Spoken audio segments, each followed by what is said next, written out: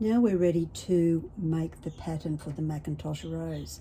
Here is an example of the pattern we're going to make today and the process I went through to create this one. There are a couple of little tricky things to learn, but practice will make it absolutely perfect, and it'll be so much fun when you start to experiment with stained glass and beautiful flowers or roses in this shape.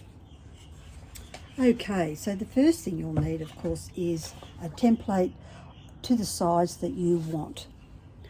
I used this on my vertical garden for the larger roses, and I used the top of this glass for the circle on the smaller roses in the vertical garden.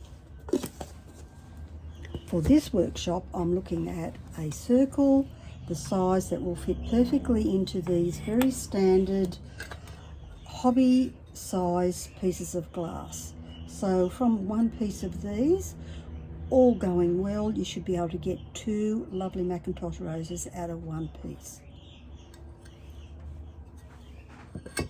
So here's our practice piece of glass, and I would suggest to get some practice pieces first rather than getting stuck into beautiful expensive glass, because things can go wrong and you do need to practice it first to really get those techniques well and truly in hand. We're going to look at the tricky part, which is cutting off grout lines. So here's our template, if you like, the right size thereabouts for this piece of hobby glass. So the first thing you want to do is grab yourself a Sharpie and trace out the circle to the size you want. And when we're done, it may or may not be a perfect circle, but it doesn't matter. We're doing mosaics and we can adjust our patterns as we see fit. Now the next step, so step one is do your circle. This could be a paper pattern, whatever pattern, a glass, a small cup, just the size that you want your glass in. So here we could go, well, that's about the center. Let's find a quarter of the way down.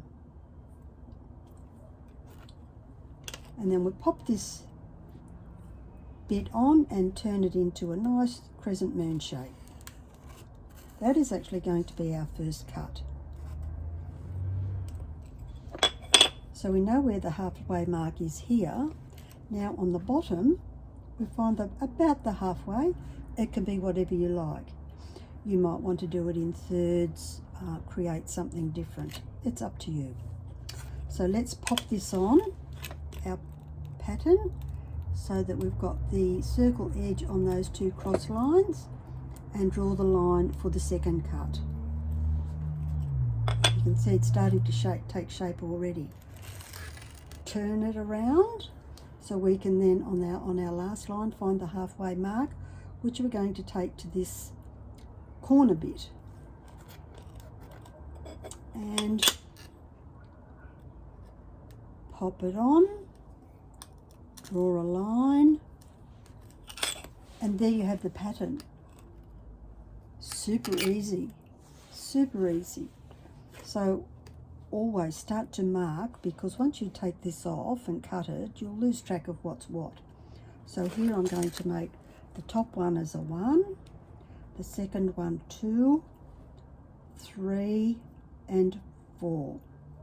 On this fourth one you could make a fifth shape by finding the halfway mark. Let me just dot it on so you can come back to and refer to it later if you want to. Halfway mark, so thick halfway to the point, then do the same thing here and do your dotted line if you want to do it that way. So then you would end up with that sort of shape, and of course you can keep doing until into the center if you like. So that's pretty much it for the pattern. Couldn't be much easier than that. So before we move on to actual cutting, I'll quickly talk about practicing to cut grout lines off. So when you do your pattern, each of these lines, you can think of that as your grout line. So we're going to cut off this grout line this grout line and this grout line, and then just do a circle cut without having to worry about that. Because it's mosaic, we can adjust it to whatever we like. So grab yourself a bit of practice glass. Here I've just got a bit of a square. I can probably get at least 20 practices out of this bit. So remember, the line is the grout line. So I've put a black line right on the edge here, and I'm going to get my glass cutter and I'll line up this wheel line. Whoops, it's being a bit clever. This wheel with the edge side of this line, so it'll be there. Fabulously enough, the space between the wheel and the edge of the head is about your grout line width. So once you get used to this, that's all you'll need to worry about. But for starting off, you might prefer to have a line. So let's have a look at cutting off a grout line. So I'm lining it up to the edge of that bit of Sharpie. Press down to hold it in one spot. If you've got nice, strong, firm hands, you can just cut it like that while you hold this down.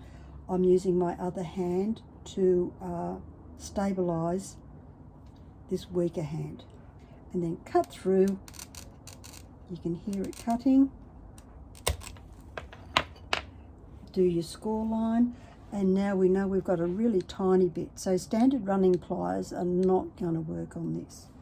So you've got a couple of options. You can use your Groses, or if you're fortunate enough to have these super duper little sliver bits running pliers, it also deals with, its advantage is actually dealing with little tiny bits like that. So let's have a go using these, and you'll see there's not much difference to get that bit off.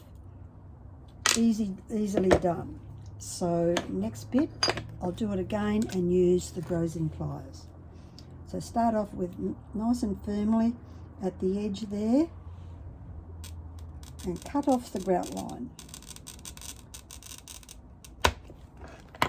Oh, that one was even more perfect than the other one. So popping your Grosing pliers just beside the score line and pull out and down. It's sort of in the same motion. So I'm going out now and down, and it just falls off. This is actually easier than those running pliers. So you don't need really expensive tools. These do the job very well. So as you can see, a small piece of glass this size is going to give you heaps of practice, and by the time you chop that up into little pieces, you'll be an absolute expert. The trick will be doing that in curves. Okay, time for a little rest break, and we'll go on to the next part where we will cut this one out and see how to pop it all together.